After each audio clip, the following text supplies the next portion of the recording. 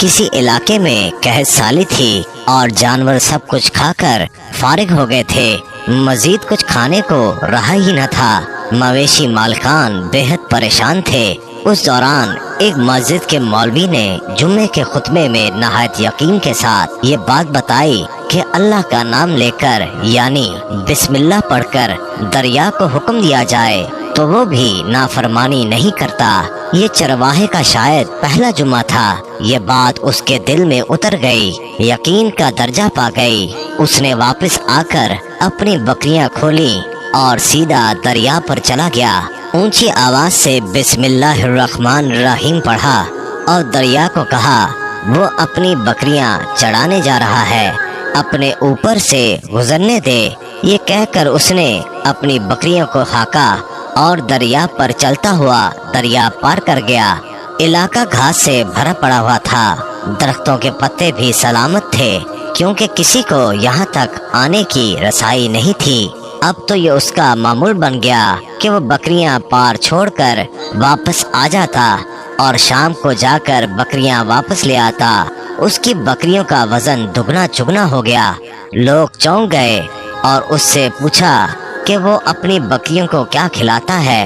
वो सीधा साधा और साफ दिल नौजवान था। उसने साफ साफ बात बता दी कि जनाब हम तो दरिया पार करके अपनी बकरियां चराने ले जाते हैं। बात सबने सुनी मगर किसी ने यकीन नहीं किया क्योंकि ये नाकाबिल यकीन बात थी। मगर बात होते होते मौलवी साहब के पास पहुंच गई।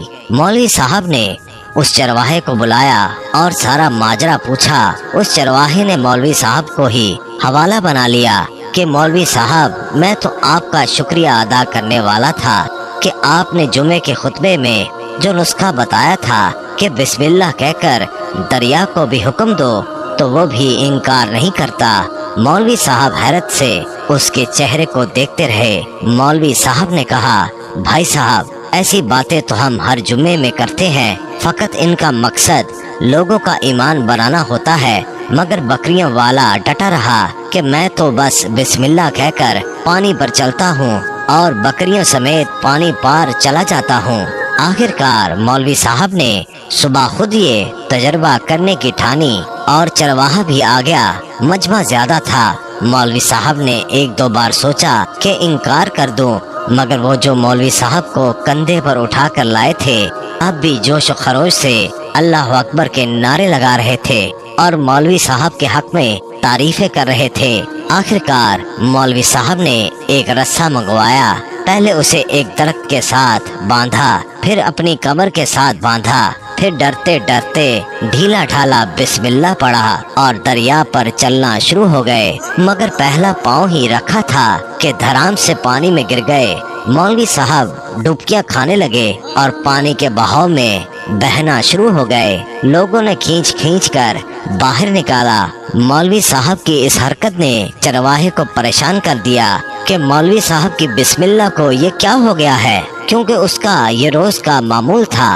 उसके अपने यकीन में कोई फर्क ना आया। उसने बिस्मिल्लाह कहकर बकरियों को पानी की तरफ इशारा किया और खुद उनके पीछे चलता हुआ पार छोड़कर वापस भी आ गया।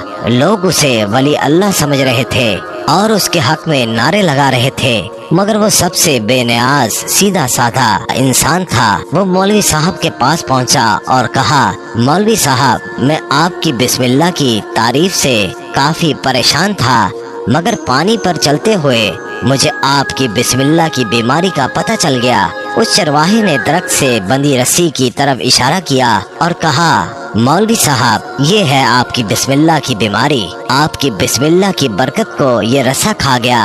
आपको अल्लाह और बिस्मिल्लाह से ज्यादा उस रस्से पर भरोसा था, लिहाजा अल्लाह ने भी आपको रस्सी के हवाले कर दिया। मौलवी साहब आप भी कमाल करते हो। मैंने आपके मुंह से सुना और यकीन कर लिया और मेरे अल्लाह ने मेरे यकीन की लाज रख ली। मगर आपने अल्लाह का कलाम सुना मगर यकीन नहीं किया, लिहाजा आपको अल्लाह ने रुसवा कर दिया। मोहतरम अजीज दोस्तों, यही कुछ हमारा हाल है। हमारी नमाजों और दुआओं का हाल भी, हमारी हर एक इबादत यकीन से खाली है। मेरे मोहतरम अजीज दोस्तों, ذرا سوچیے گا ضرور۔